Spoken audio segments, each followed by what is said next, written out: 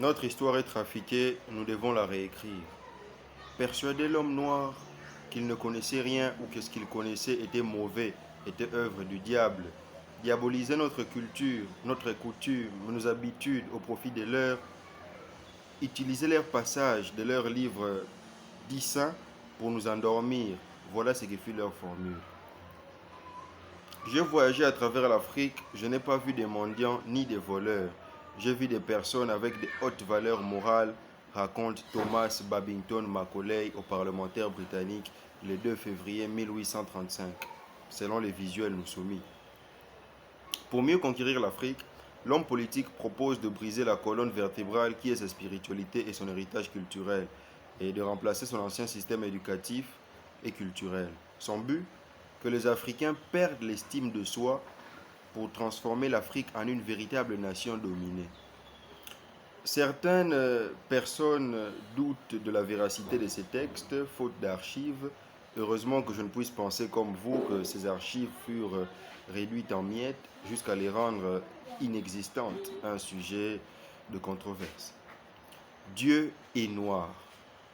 Nul n'ignore que la couleur noire a depuis longtemps été présentée comme une couleur diabolique au profit de la couleur blanche.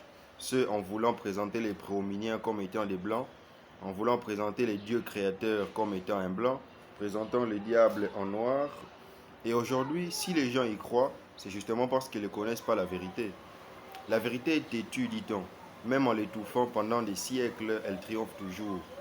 Et d'ailleurs, quand l'homme veut créer un mensonge sur des bases existentielles de l'histoire, voulant parfaire sa thèse pour ne rien laisser transparaître, il se voit toujours trahi par ces tacts et ruses qui soumettent son histoire à des doutes, si pas du temps, de l'espace, car il n'existe pas de crime parfait.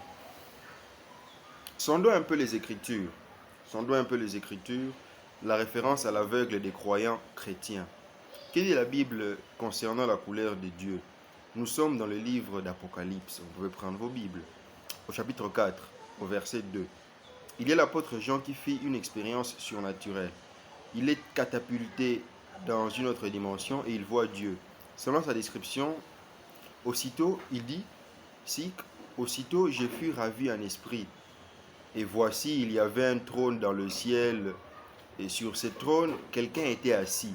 Celui qui était assis avait l'aspect d'une pierre de jaspe et de sardoine. Le trône était environné d'un arc-en-ciel semblable à de l'émeraude. Ce qui nous intéresse, c'est jaspe et sardoine. Il faut s'interroger sur la question de savoir à quelle couleur s'apparentent ces pierres.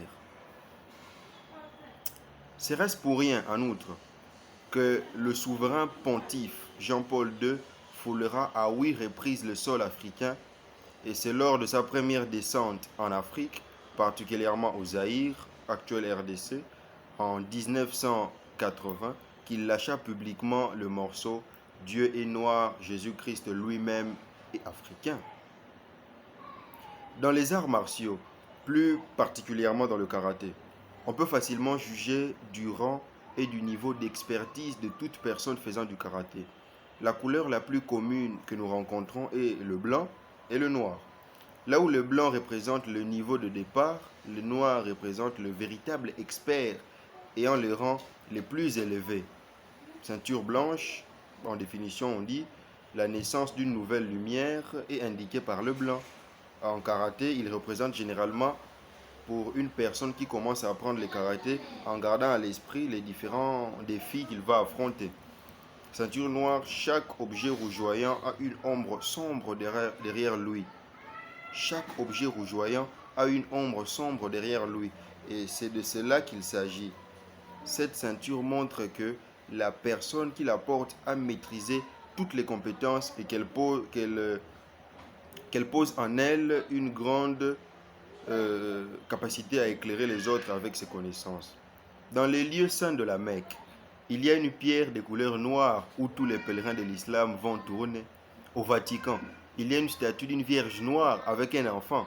Cette statue a existé dans l'Empire romain avant même l'arrivée du christianisme. Derrière ce soleil qui nous donne la lumière blanche, Il y a un soleil de couleur noire qui est l'âme de ce soleil blanc. Si ce soleil noir, sans ce soleil noir, le soleil-ci serait tout à fait nul. Comprenez-vous que nous avons été beaucoup trop déracinés? Voyez-vous comment ils ont voulu nous persuader que notre histoire n'existait pas ou n'avait même jamais existé, tout en écrivant des mensonges sur la leur pour mieux se vendre à leurs descendants. L'Afrique est le berceau de l'humanité. C'est le premier continent le plus vieil au monde. La toute première personne créée par Dieu était de ce continent, était un Africain. C'est une référence indélébile de toutes les grandes civilisations, de tous les autres continents. La toute première puissance mondiale, la toute première grande civilisation mondiale fut celle de l'Afrique noire, de l'Égypte antique. Les Noirs ont dominé le monde bien avant la naissance de l'Israël. Abraham a connu la puissance de l'Égypte à son époque. Alors Israël n'existait pas. Une civilisation qui avait tout. Une civilisation qui pouvait s'approvisionner pendant 7 ans pour toute une nation. Une civilisation qui a épeuré le père de la foi des chrétiens. Une civilisation ayant construit des pyramides. Une technique d'architecture qui étonne la nôtre à cette époque contemporaine. Mais civilisation qui prétendument ne connaissait pas Dieu, qu'il lui fallut l'adopter à un autre peuple qui était moins puissant, comme si le cadre spirituel divin ne précédait pas l'essor d'un pays. De même, ils ont voulu nous les persuader avec le royaume Congo, qui d'après eux ne connaissait pas le vrai Dieu. Une histoire mensongère qui se répète et qui, à mon grand étonnement, marche, si pas par la naïveté pour certains, mais plutôt par imposition pour d'autres. Plus aujourd'hui, jamais. Cette œuvre, les grandes figures Congo, essaye de retracer les voies d'une histoire effacée, la gloire d'une des premières civilisations éteintes, la puissance d'un peuple hors pair, les prouesses étonnantes d'une race, lesquelles prouesses qui de nos jours les lèsent, les gênent, jusqu'au point de dénaturer les pistes de l'histoire en leur faveur, à leur profit.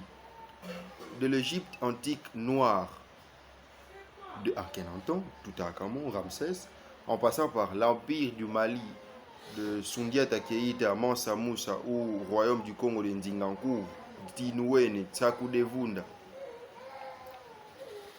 Cette œuvre est là pour confondre les menteurs, les mauvais et faux historiens qui trafiquent l'histoire pour des causes et intérêts quels qu'ils soient.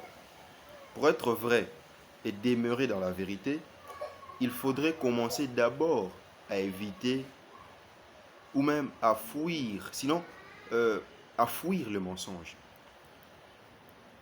Ceci n'est pas qu'un simple livre, c'est une bombe qui ne dit pas son nom, c'est un stimulateur, c'est un café qui excitera ou éveillera la conscience des nègres. Qu'ils ne puissent plus ignorer leur histoire, leur gloire de naguère, détruite par le peuple des forces de ténèbres. Mes frères des races, notre identité est grande, il faut que nous soyons dignes de cette grandeur. La primicitude continue.